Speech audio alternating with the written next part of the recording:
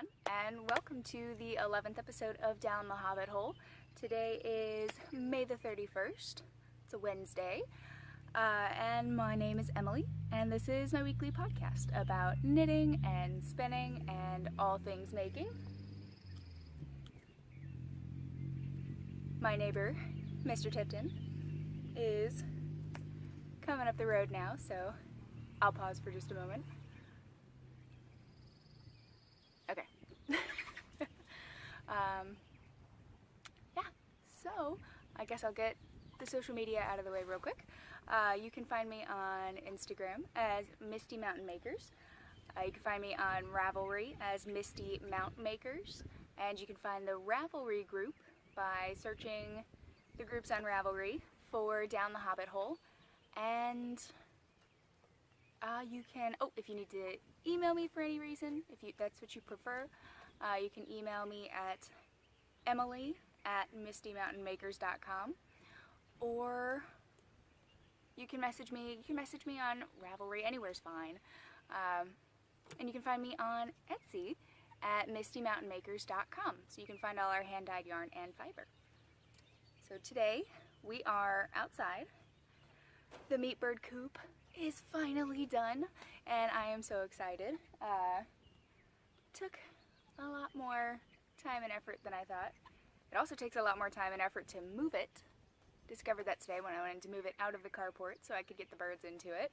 It's really heavy, so yeah, I'm gonna get pretty fit moving this thing around. The meat birds are behind me. They're not quite so active as the girls, so they're just kind of, there are boys and girls in here, but I don't think of them. I always come out and say, hey boys. And whenever I go see the girls, I say, hey ladies. So, I don't know. Half of them, almost, are ladies. So, I don't know. I don't think they notice. Oop.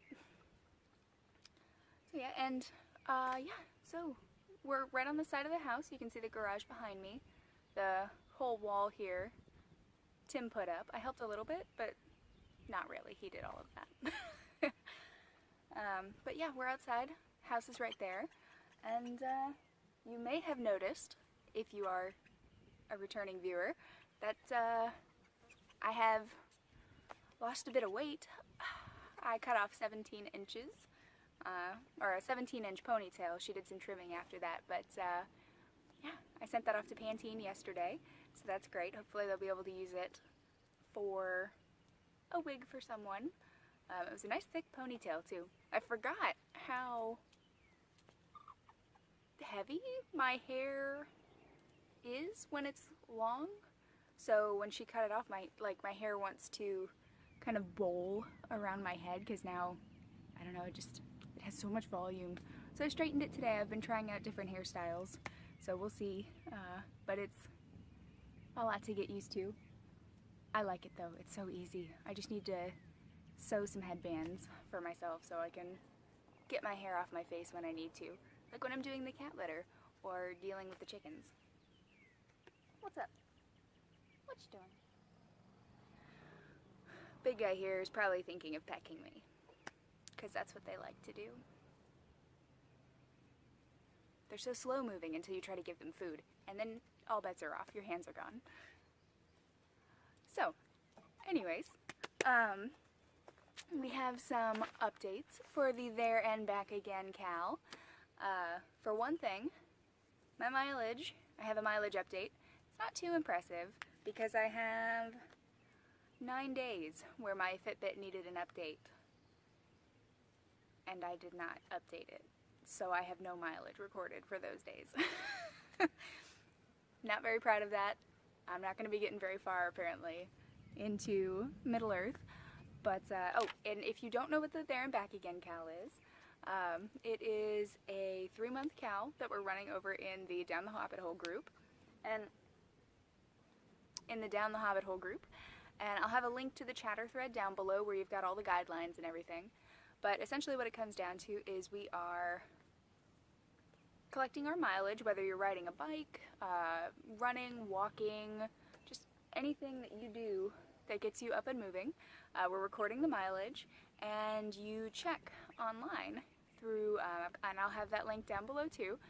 It's the Eowyn challenge, and they've actually marked out the mileage through Middle Earth, to Mordor, back to Hobbiton, and then to the Grey Havens.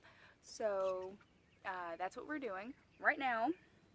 In the first 2 weeks, I got 36 miles, so I was really pleased with myself. Oh yeah, doing so great. And at this point, and it started on May the 7th,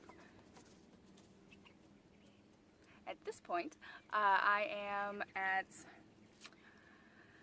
39.19 miles. So, not too pleased about that, but I will have to make it up. This will just encourage me to run more often. Maybe I'll go for a run tonight. Maybe. But that places me traveling through Hobbiton at twilight and singing. So I think that's a good place to be right now. I'm very okay with that. And we have Deb has posted in the chatter thread, she's working on a pair of socks. She's using Bakery Bears yarn in the Hobbitland color. Sorry. In the Hobbitland colorway, and it is a gorgeous colorway. The last picture she posted, it just shows a little bit of the ribbing, and she's using 9-inch circulars. So, and she said that's her preferred method, so I'm curious to see how those are going to turn out. The cake and the little bit of knitting that's gone on so far looks really nice, so I'm excited for updates. And yeah, check it out. It's in the group, and it'll be running through August, mid-August. I'll probably put that over here, the actual final end date. So, and you'll also find it in the chatter thread. Gentlemen, stop it. Alright. And I actually have notes today, so I can keep track of what I'm doing. And yeah, I think we've got, I have a little bit of spinning to show you guys today, and I have more spinning to talk about. So I don't know if you guys watch, I've mentioned it a couple times, I don't know if you guys watch Little Bean and Me, the podcast with Kayleen. You should definitely check her out if you don't watch it already. She's so bright and happy, and she's always so cheerful, and her video quality is amazing, and she does a really good job of just putting the whole thing together, and you get to see all of her gorgeous yarn. So definitely check her out. But I sent some fiber her way, and she got some bats. She's never spun with a bat before, so I'm really hoping that she enjoys that. It's not so different than spinning from roving if you pull it into strips. I'll show you. So if you were to pull it this way, it's very much like spinning from roving, but you can spin it all different kinds of ways. I've actually heard of people who will start at one corner of a big bat and just spin their way all the way down from corner to corner. I've never done that. Some people will leave them rolled and kind of stretch them out as if they were spinning from a row lag. There are all different kinds of ways. If you look up online how to spin a bat,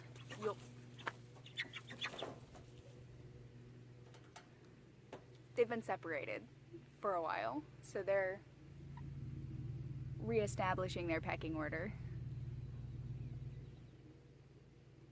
while quietly watching me and plotting my demise.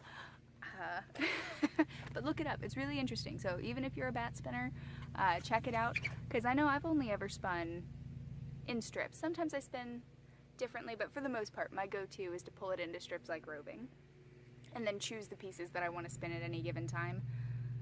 But yeah, anyways, and so check out her podcast. Kayleen is great, her podcast is great, and it makes me so happy. I love watching it. I'm sorry if this is distracting. For some reason when it's the girls, I just think it's cute, but when it's the boys, I'm like, you pecked me earlier today. Be quiet. Oh, so I had the Speaking of other things to do with spinning, there was, I had a trunk show at Hook and Needle, which is my local yarn shop, and it was a lot of fun. I saw a lot of the ladies who were usually there. I saw a lot of new faces, and there were lots of people talking about coming in to learn how to knit, so that'll be fun too.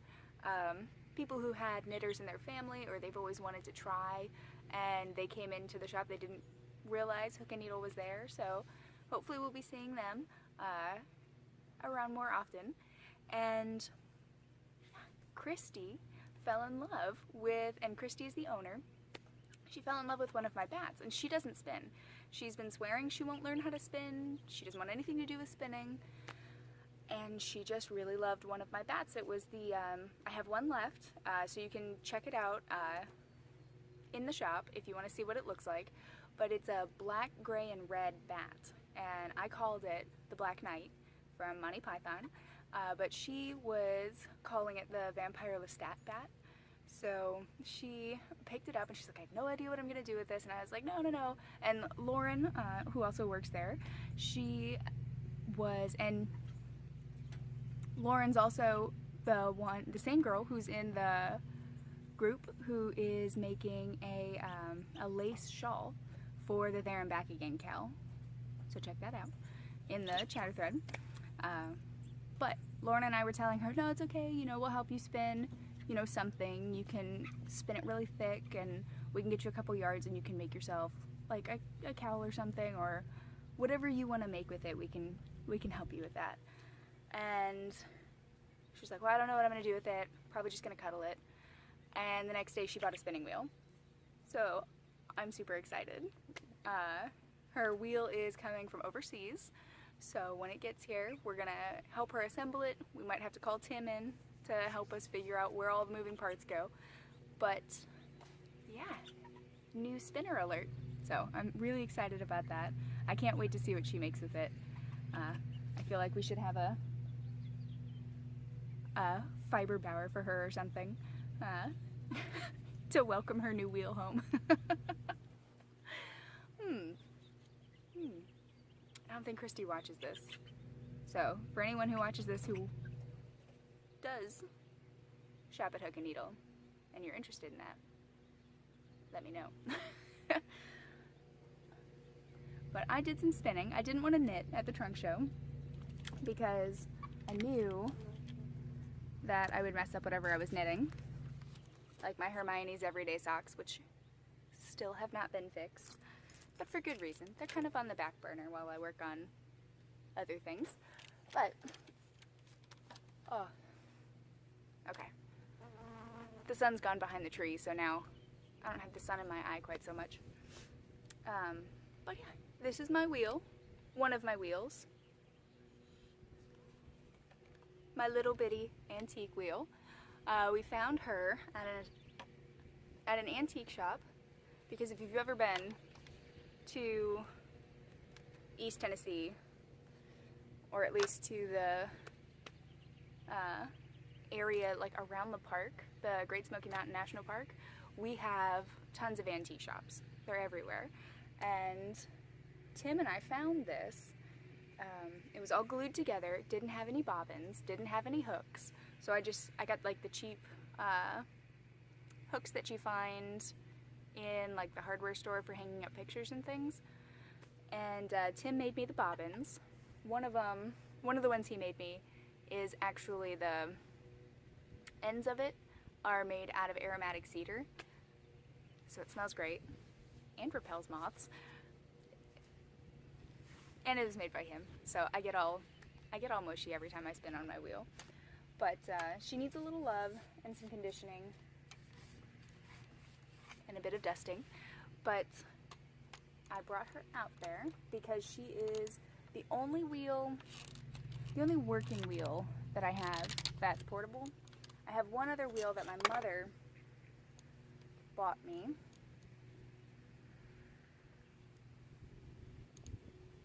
Oop. But I'm having some issues with the tensioning, so it's gonna have to wait until I can get that fixed before it starts moving around. But aside from this one, I have a great wheel or a walking wheel, whatever you want to call it. I have, I think it's a castle wheel. It's the kind where you've got the treadle underneath the wheel and then the flyers above it, and you kind of, this tensioning knob is on the top, and it, as you twist it, it pulls the flyer assembly up and creates more tension, and that's how you tension it. That's the one I'm having trouble with. The actual screw, the wooden screw, is, I don't know if the wood has swollen, I'm not sure, but it only goes up so far. So Tim's going to take a look at it when we have time, and we'll see if we can get it working. But I have one that was, Tim made me my very first spinning wheel, and it was a, we found the base for an old treadle sewing machine, so it's cast iron, and then he created a top, and he put, he made everything except for the treadle and the flywheel.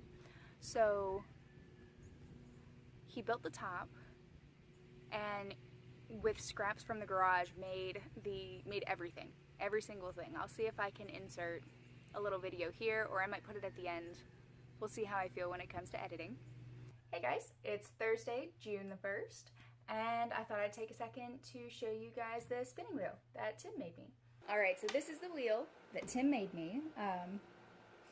The surface is just a piece of plywood, and it's got, the edges are routed, and he made 2 holes in it so that the drive band could go through. And this is the very first time he ever made a spinning wheel, and it was his second woodworking project ever. He made this for me 3 years ago, I believe, maybe 4. But the only thing he had made before this was a chair. So he's very, and it was a chair that folds over so that it's a step stool up the back once you flip it. So he's been pretty ambitious with his woodworking projects, but this was only the second one he's made, and now we've got a lot of equipment that's going to make creating spinning wheels much easier. So he's already designing a new one for me. But I had never spun on a spinning wheel before, and he had never seen a spinning wheel up close or really thought about it at all before he met me. And we saw a couple of them at the Spinning Guild. The ladies were very helpful, but this was kind of flying by the seat of our pants, trying to figure out what we were doing.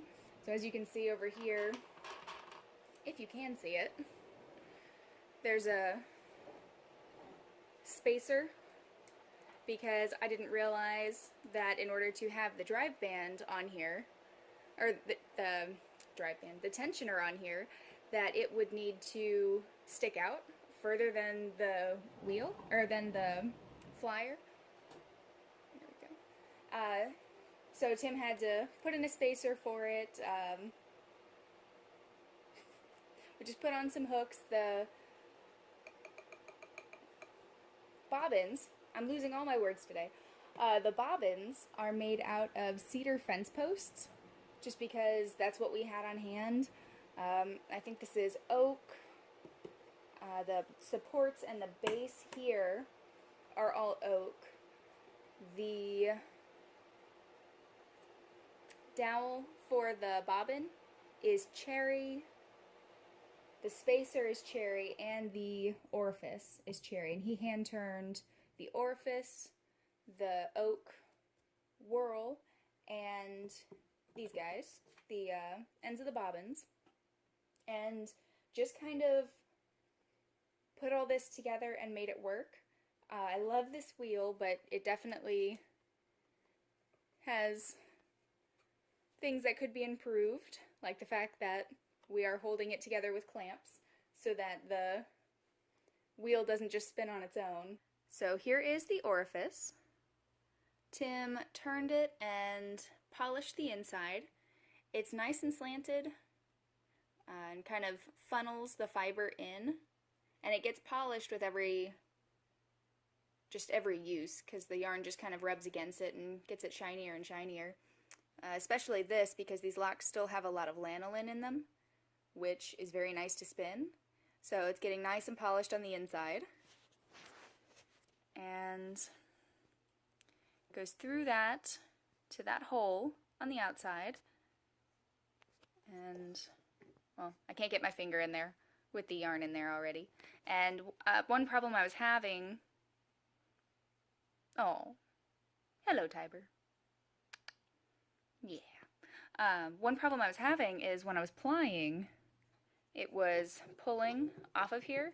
So Tim got a little piece of brass and created a little stop for me. And there are those clamps that I was mentioning. And this is how the wheel also comes apart. So I unhook there, lift and pull. And that's how I can get the bobbin off. And here is that sewing machine base. And we had it sandblasted, which unfortunately took off the name, but there's the footman. We just sprayed it with Krylon, and it turned out really well. We're really happy with it.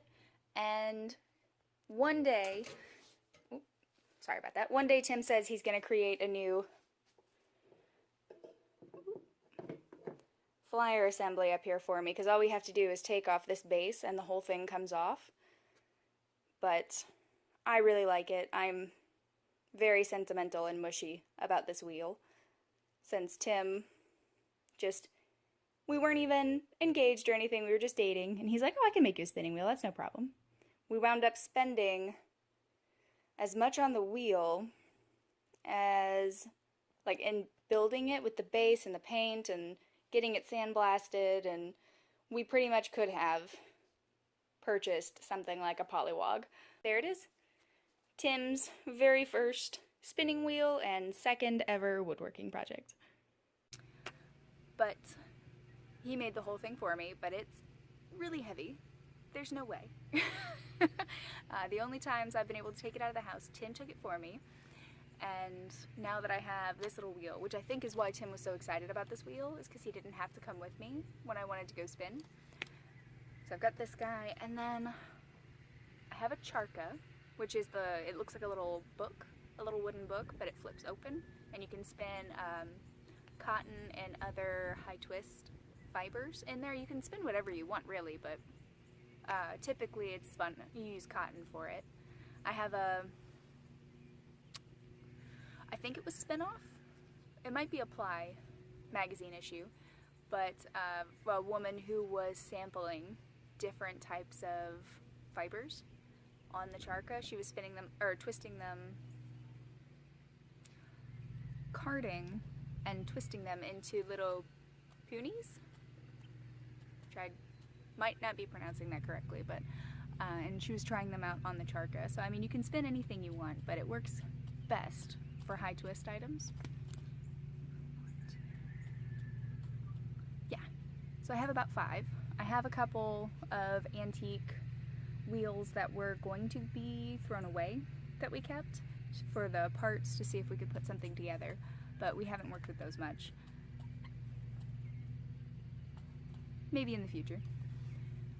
But yeah, so I took this little wheel with me. I'm getting off track all over the place today. And I started spinning one of my bats. And it's coming out very nicely. I'm not sure if I want to two-ply it or leave it as is. It's been resting a little while, so it's a little limp. But I'm not sure what I'm going to do with it yet. There's a chance that I might dye up some Firestar to be the plying, or to spin on its own for the plying thread. And I would think I'd use a brown, like a copper color, to do that with, because these are the colors that I'm using. So it's got this like copper bamboo, lots of green fire star. You can kind of see the layers here. Lots of green fire star. I think it has some brown in there. And it's got all different types of wools.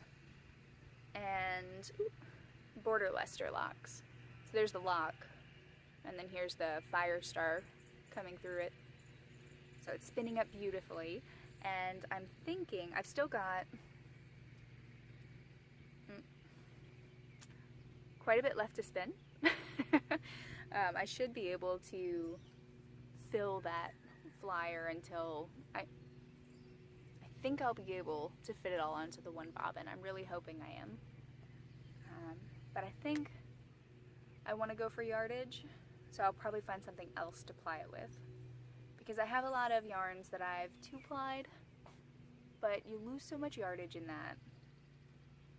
And I really want to make something nice with this, possibly for the cow, because it does have a very earthy, foresty, hobbity feel to it. So it might become something for the cow.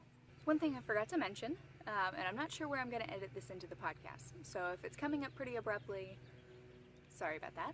But if you are in the Knoxville area, or if you're willing to drive into the Knoxville area, the Spinning Guild will be having it's the Tennessee Valley Handspinners Guild, and I'll have a link to the website down below where you can find directions and meeting hours.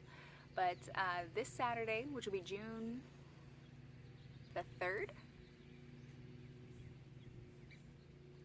Thursday. June the 3rd, we will be having a carding party. So there are going to be a bunch of people coming with their drum carders. We'll be bringing fiber. I'll be bringing some extra fiber as well. And the idea is that you bring some fiber, if you have any. If you don't, there will be plenty of people who are there who will have fiber for sale that you can buy.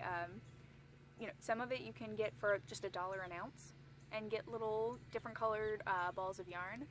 And we all kind of share, and everybody gets to make a bat.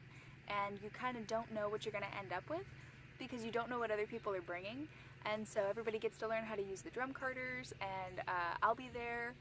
I'm hoping that we'll have some other people standing by. I know Eowyn, who is one of the officers of the guild as well. She'll be there. Barb, who is the one who has the, you know, those $1 balls, and she'll have tons of fiber and everything that's either undyed. She said she's going to have some fleeces. There'll be plenty of fiber available and plenty of people standing by to help you figure out how to use a drum carder, which is very easy. Don't worry. And it should be just a lot of fun because you never know what everybody else is going to bring. So your bat could end up looking just totally different than what you anticipated with the fibers you brought in. And I will be there. I'll have a table set up, but I am the vice president this year, and our president isn't able to make it. She's actually going to the Woolery to take a class with someone.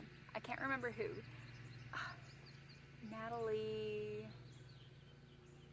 Not Natalie Portman, but I think her name is Natalie. I'll put the name up here-ish. So I'll be doing the meeting, but after that, it's all fiber all day, so it'll be a lot of fun. It starts at 10. We're at the Fellowship Church over on Middlebrook Pike, and looking at the church from the road, we are on the left-hand side. Yes, the left-hand side. So you'll see the cars parked. Hopefully the church won't be having an event, but I think we're the second door back. All the instructions will be down below. But if you want to come, definitely should. It'll be great. You can check out the guild if you haven't already and see how bats are made. Yeah, so hopefully we'll see you there. Now I think, yeah, that's all we've got for spinning. Yeah, the one project, now I worked on this, I only did the spinning on Friday. And then we went out of town, and the trunk show, I was there until well after 9, with us just kind of hanging out and cleaning up and everything. So we left first thing the next morning to go to North Carolina, and I hadn't finished my swatching for the Great Unravel cal that they're doing over at the Wool Needles Hands podcast. So I couldn't work on that on the way, and I'll come back to that. I spent the entire time working on Tim's socks, and I have no idea how I didn't get sick. But here they are, and they're quite poofy because they're stuffed with the yarn that I'm using to knit because it keeps it from getting tangled.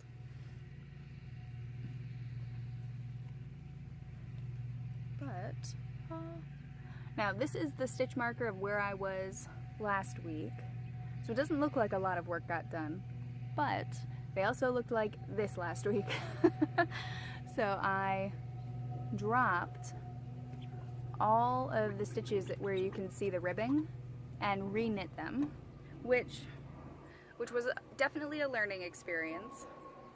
You can kind of see on this one that the stitches were really loose over here in that corner. I was knitting only on one side, so when you do this, the problem you run into is you go back through and drop those stitches, but now you have the exact amount of yarn to complete that row. So you're really tight at the beginning and really loose at the end because you need to have a little extra in order to complete those stitches, in order to actually move the hook around, or the needle. So what I started doing was just flipping and going back and forth. So I was knitting the front and the back, or the inside and the outside of the sock, and I was using double pointed needles.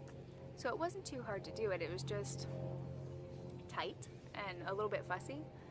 But as I dropped the stitches, I took bundles of 5 or 6 stitches, twisted them up a little bit with a hairpin, and tucked it onto the back of the sock so that I didn't have too many loose ends at once. So I wouldn't start, instead of knitting the next row, starting like up here or something accidentally.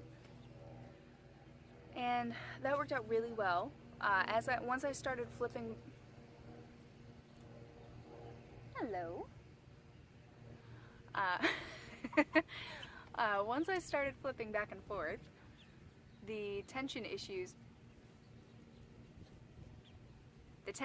worked themselves out, and I'm sure with blocking it'll be fine. So I'm not too worried about it. Tim really likes it. He's really happy that I went back and fixed this. So yeah, he's happy, and they're for him. So I'm really glad about that. And the pattern, the way that I'm doing it, I started with 6 stitches, and then I added 2 more on each side, and then I added 2 more again on each side, and now I'm working on that with that same amount. And as I go higher up on the sock, I'll add 2 more so that the ribbing, ow, sorry, I think I just got chomped on by an ant. So the ribbing kind of slowly fans out. And I think what I want to do, there's a book that I want to get, and I first saw it on the Grocery Girls, and it's the Sock Knitter's Handbook. And one thing that made me want it right off the bat is the fact that it comes in a spiral bound edition, which all knitting books, all crafting books, all cooking books, any books that you're looking at it while you're doing something should be spiral bound. That should be a requirement for all booksellers, spiral bound. And I was so thrilled when I saw that. Ow. And it's only like $17 for the spiral bound edition, and it's a book that's all about sock knitting. So they show you different kind of heels, different kind of toes, different kind of cast-ons, whether you're going toe up or cuff down, different kind of bind-offs, whether you're going cuff, well, I guess the bind-offs would all be for toe up, but different ways to graft the sock or something. Like, it's all different kinds of things in there, all different, I already said heels, but in the beginning there are charts. In the beginning there are charts, and it'll say it shows you like the person's shoe size and then the approximate size of the foot, like how many stitches you'd want to cast on, and I believe that's based on, they'll tell you based on needle size how many stitches you should cast on, and the length of the foot, like how long the foot should be. They went all over it on the Grocery Girls, and I have been lusting after this book ever since. So I think that's going to be my next splurge. I'm holding out to see if I draw my own name for the There and Back Again cowl once we're finally finished, so that I can buy that for myself as a gift, or as a prize. I shouldn't use finger quotes on that, but as my prize, because I'm not eligible for the actual prizes that are up for grabs, which is totally reasonable. But I don't know that I want to wait that long, so we'll see. It might be something that I get before then, but I'd like to make a pattern based off of this. I like just the straight V, but I'm also thinking of having a little more decoration in there, and maybe making it look a little more mountainous, since we live right near the mountains and we're big fans of anything to do with the mountains. So I'd like to do that. I'd like to make up a pattern for it. So we'll see. We'll see what I get around to. And then now all I have to do for these, it's basically just a spicy vanilla sock at this point, because I just need to keep knitting and following the stitch pattern once I add the extra two. One thing that I do, because if you start out with just ribbing, you're going to end up with starting that side of the sock with a knit or a purl, whichever one you start with, but you're going to end on the opposite end because it's an even number of stitches. So I start with a knit one and then do my purl, or do my ribbing and end on another knit one,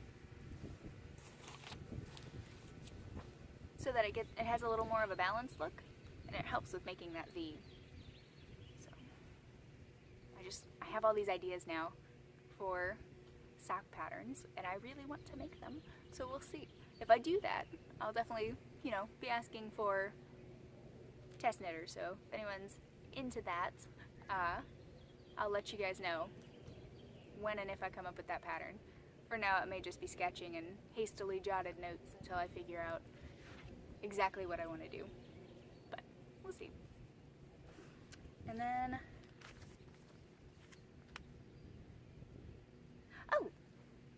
one other thing that I've been working on, because these are the main projects that I worked on this week, and with the trip I didn't get a lot of knitting done outside of the car, so I haven't had much knitting time this week. My Bilbo's traveling shawl, which I am knitting the Traveling Woman shawl, and this one hasn't gotten a lot of love this week either, but this Saturday I will be working on it. I have a chunk of time allotted for it where I will just sit. I'll probably go outside with the dog, watch the chickens, and just work on my shawl, which I'm really excited about. I'm in the lace, so I kept telling myself, oh, I'll find time for it, it'll be fine, I can work it in. I have to schedule the time, or I'm going to be watching TV, and I won't want to do it. And by TV, I mean podcasts. Every once in a while, Tim and I watch a movie, but for the most part, we don't watch too much TV. We don't even have cable or Netflix. We just have Amazon Prime. but if I'm watching TV, or if I have to keep checking on the dye pots, or like I'm just kind of squeezing it in, I don't reach for that project because I can't focus on the lace if I'm doing something else. I mean, I even have trouble if I'm listening to an audiobook. So I need to have music or be outside with bird songs and fresh air and sunlight, and then I can just kind of bask and enjoy. I think that's the only way that's gonna work. But I am working, and I mentioned this earlier, that I'm working on a project for the Great Unravel, which is Taylor from Wool Needles Hands is doing a knit-along, and I believe there are other people involved in the knit-along, other people hosting it, but I haven't watched their podcast yet, and I don't know who they are, but you can find it. You can find it in the link down below. I'll have a link to their thread where you can find a video all about it. But they're doing the Great Unravel 2017, and the idea is that you go to a thrift store, find a sweater that's unloved and lonely, take it home and unravel it, and then knit yourself something that you will wear with that yarn. So I went and I found a sweater. It's 60% cotton and 40% acrylic, and I talked about it last week, so I'm sorry for repeating myself, but just in case you haven't seen it, the yarn that I got is actually 4 strands of yarn, 4 strands of 2-ply, which you probably won't be able to see because it'll focus, but you can see it on my face. There you go. It's not a yarn I would normally use, and I normally wouldn't knit for warmer weather, but it's kind of outside my comfort zone, and I really like Taylor's podcast, so I wanted to take part. So I went out and I got a sweater, and I found a nice rust orange colored one, and I started swatching for the Condo Sweater, which is a sweater. It almost looks like it's fishnet. The original pattern is done in seed stitch, and it's done on a size 15 needle with a recommendation of DK weight. So it's very open. You wear a tank top underneath it, and it's cool, but not just going out in a spaghetti strap tank top, which I'm usually wearing a spaghetti strap tank top, but then something over it, like a flannel shirt, jean shirt. I think most times on the podcast that's what I'm wearing. So it would be nice to have something else to wear over that. But the more I swatch, the more I realize that this yarn is not a good fit for that, because it does have all those strands that I've switched to a different yarn, or a different... Yeah?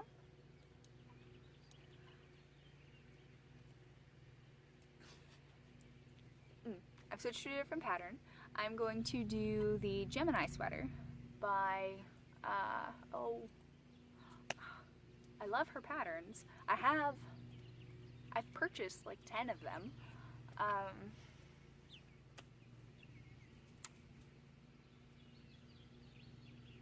Jane Richmond. Yes, it's by Jane Richmond, and it's a free pattern, and it's a really cute...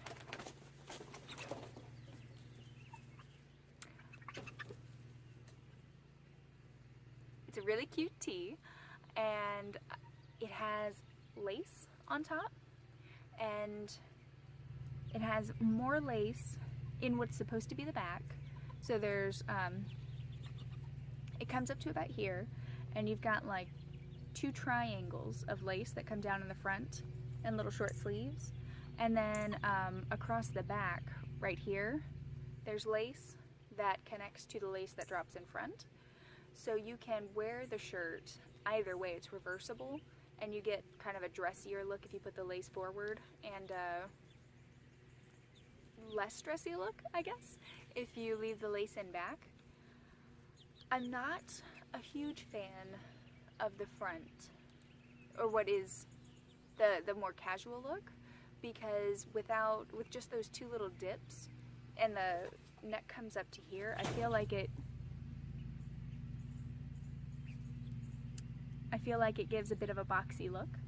So I'm going to probably always wear it with the lace in front, and probably gonna wear it with the lace in front all the time. And I haven't looked at the pattern too closely, but I might try to just have lace all the way around. Probably not worth it. I'm probably just going to knit it as is. The only complaints I've seen about the pattern is that you do the lace right at the beginning, separate for the sleeves, and then it's stockinette stitch all the way down. But that might be okay. If this is kind of my go-to grab and go pattern, like my vanilla socks used to be before they became vanilla socks with ribbing, which makes them no longer vanilla socks, then I'll have something that I can grab whenever I need to go somewhere and I can just start knitting. And since the yarn is already just in blank form pretty much, because this is just one of the panels from the sweater, it was like a circular cabled garter stitch shrug. Like it had two little sleeves and then you put it on and fold everything back, and it looked ridiculous on me. It was way too big. It fit Tim perfectly, but he didn't want me to take any pictures. But I think this would be good because it'll fit nicely in a project bag and I can just up and go with it and start knitting without having to worry. So I think that's what I'm gonna do. I'm gonna swatch for it because I'm not actually sure what weight this ends up being. I could check it with a wraps per inch test, but where's the fun in that? So I'll probably just swatch and keep swatching until I get gauge and then cast it on. So, yeah. I'm actually more focused on swatching because I talked to Tabetha Hedrick, and she's one of the ladies who meets up at Hook and Needle, and you can find her online. She's also a pattern designer. You can find her on Ravelry, and I'll have a link down below. And you should follow her on Instagram because she's hilarious. And that's Tabby Smiles on Instagram. But yeah, she was telling me how she used to teach classes on gauge and how even a single stitch can throw off your pattern just hugely. So I'm not entirely sure what I'm doing, but I'm going to knit my gauge swatches, try to get it a sweater that fits because this is more of a fitted sweater, and in the meantime, while I try to make that work, I'm going to beg Tabetha to start teaching that class again because I need to take it.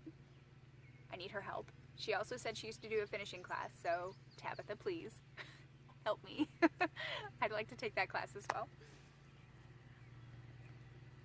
I think that's everything I've got for everything I've got for knitting and fiber and spinning. I was really glad to have some spinning here because I do call it a spinning podcast. And I don't spin as often as I would like to. I think I need to treat it. You know, they say when you finish a sock or a pair of socks, the first thing you have to do before you do anything else is cast on a new pair. So you always have a pair of socks on the needles. Well, I feel like I need to, every time I pull something off of the wheel, I need to put something back on it just immediately, and then have my little wheels that hangs out in the living room, and she's just usually empty. So if I keep something on her at all times, I can just spin whenever I get the urge. Yeah, but I think that's it for yarn and fiber. So on to the not so knitty stuff. So this past week, I had the trunk show at Hook and Needle, and that was great. We saw a lot of people there. There were snacks and little sandwiches and wine, which was very much appreciated. and we just kind of hung out, had a great time. I did some spinning, talked to, it seems like anytime I bring out my spinning wheel, there's always an engineer nearby. So I spent some time talking with a woman's husband about spinning wheels and showing him how they work. So excited. I'm so excited that Christy is going to learn how to spin. They've been selling fiber in the store for a while. I know they've got My Bats. They have Roving from Malabrigo, Roving from another local dyer who unfortunately is no longer in business, and Crafty Housewife Yarn. She's got some bats from her as well. So I think it may just be that it's time. She just wants to get a feel for that. I'm excited to take my wheel there and have spinning afternoons. She had spinning days before. She had spinning days before, but I was never able to make it on those days. So hopefully we'll be able to get something going again, which I could really just turn up with my spinning wheel instead of my knitting whenever I go in there to hang out. But somehow I never do. I'm afraid it's going to take up too much space. And since everybody's kind of pointed into the circle, I feel like my wheel's going to be in the way of someone else's feet. But there's plenty of room usually, but if all the chairs are filled, it's hard to get a wheel in.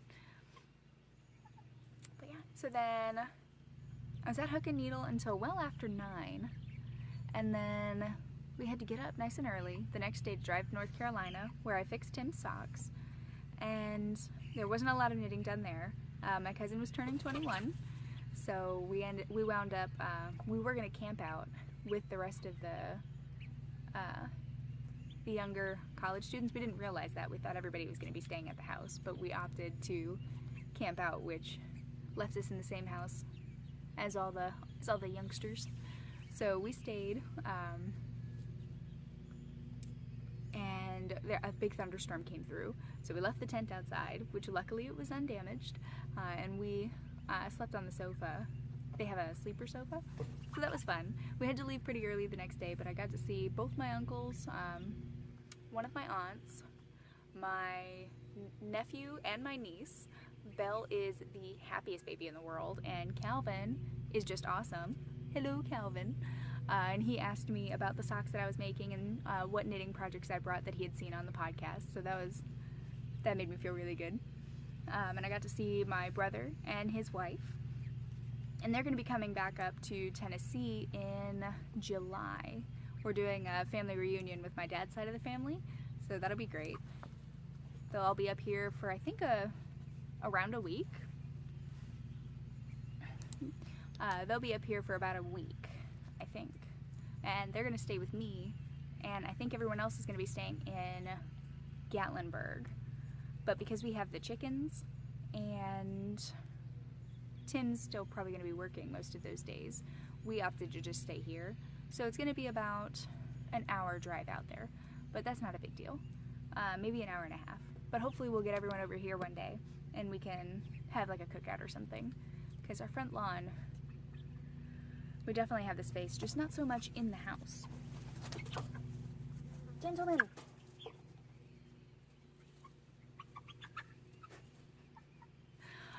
And then, on last night, I was out here well after dark, trying to finish this coop. It's 12 foot by 4 foot, I think, and it's got 3 halves of 3 half cattle panels that are bent over. We've got chicken wire on top, hardware cloth on the sides, and the birds are very happy. They love it. They needed to get out of the brooder, and I think at first they just didn't know what to do, and they started moving around and scratching, and now they've got their chicken on. They're very happy, and the girls are now all spread out. So we even put most of it in. In fact, I'm gonna regret this. There's the girls over there. Their coop, we actually got most of the way. Like, we put the boards together on the bottom and we bent the cattle panels. They got full cattle panels. But the idea was that it was supposed to be portable. Like, I was supposed to be able to pull it and not have to go get the tractor and just be able to move it around once in a while. But that thing is heavy. Like, this thing is massive. And not even massive. It's not massive. It's just massively heavy to where I'm like holding the rope and running in place trying to get it to move at all. So what we're gonna do is build a permanent coop. And because this one doesn't have a full coop, whenever we have meat birds, it's gonna be during the summer. It's gonna be when the weather's nice. So we have a tarp over one end, and they're protected and they have shelter, but it doesn't have a full coop that's going to keep them warm through the winter. So the girls are definitely getting that because we keep them year round. And at this point, I will not be able to move that thing with or without a coop. It's going to be too heavy. So we're going to assemble it in a fixed spot and let the birds go in there. It'll be if we keep the dimensions that it has now, it'll be an 8 foot by 8 foot run with a coop elevated in there. And we've only got 9 birds, so they'll be fine. We're gonna put in little roosts and we're gonna put in little chicken swing, and I want to make,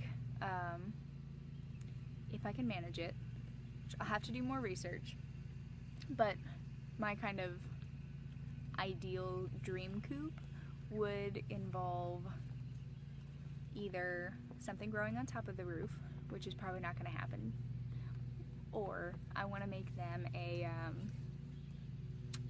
salad bar. I think I saw that on Fresh Eggs Daily, and what it is you build a garden and you put a frame around it and put down chicken wire, and they can't get into it, so they can't kill the plant at the bottom, but as the plant grows they can snip off the tops.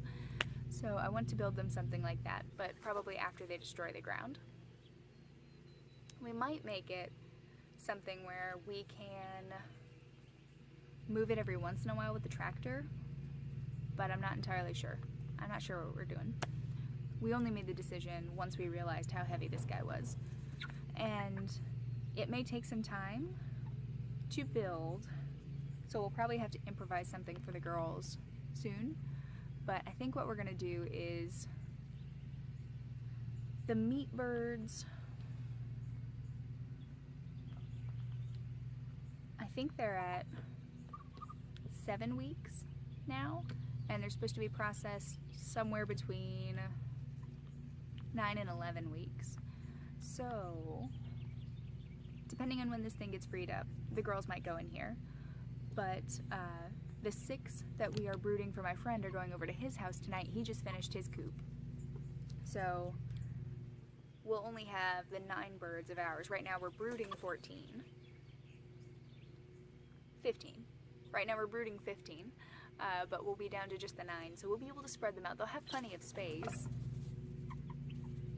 They just won't be out in the grass like these guys, which is disappointing, but we'll get them out here soon.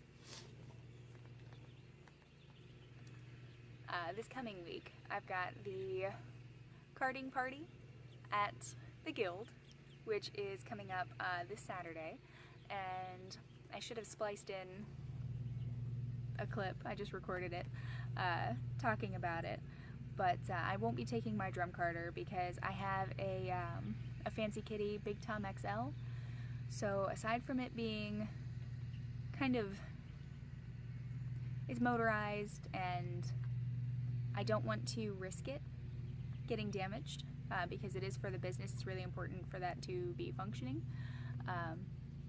It's like 53 pounds, and I don't think I could get it. I'd have to put it in the trunk, and there's no way. I can't damage that thing. I can't replace that right now, so it will be staying home. But the guild has 2 manual drum carters, and I know some other people will be bringing in manual drum carters. We pretty much told everyone, if you have a motorized drum carter, please don't bring it, just so that the motor doesn't get damaged. And I'll have my bats and everything there if anyone wants to just buy a bat and not be bothered with the production aspect of it. But yeah, last year it was so much fun. We had tons of fiber left over, and everybody got to kind of divvy it up in the end. And yeah, I think I made my bat was mostly browns and greens, and then I had a piece of like rainbow dyed roving, so I wound up with these really cool darts of color in it. So there was like a random bit of orange, a spot of yellow, and I did not think it was going to look that good, and it was actually really, really pretty.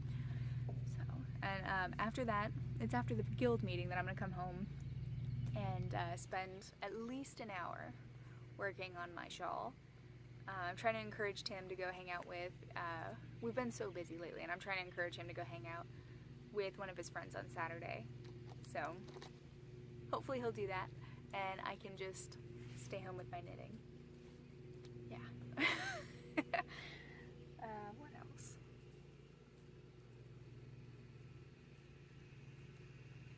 Yeah, I think it's been pretty, this has been one of our more active weeks as far as leaving the house goes. And a wasp is on my hat. Oh, my goodness. I don't do well with wasps. I'm getting used to it. Yeah, I think that's it. I think our big exciting thing is yesterday we got a rice cooker. What?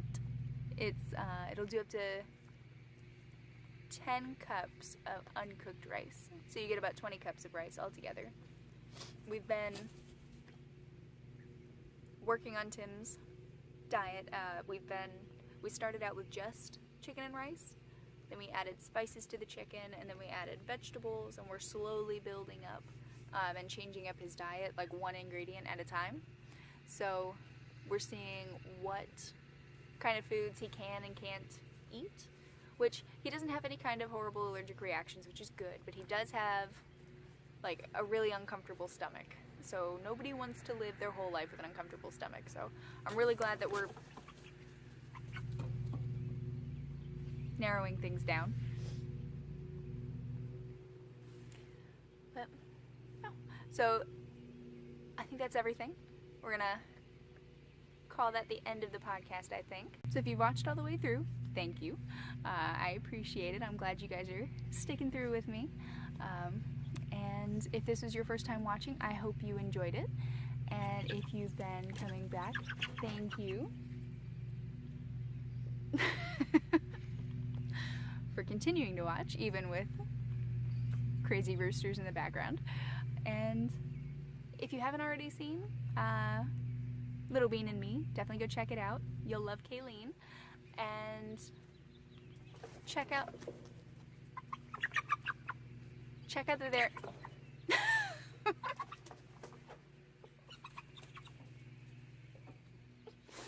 And check out the There and Back Again Cal. You'll find the link down below.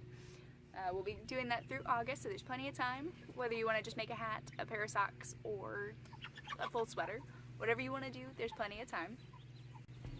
But I'll see you guys next week. Thank you so much for watching, and happy making.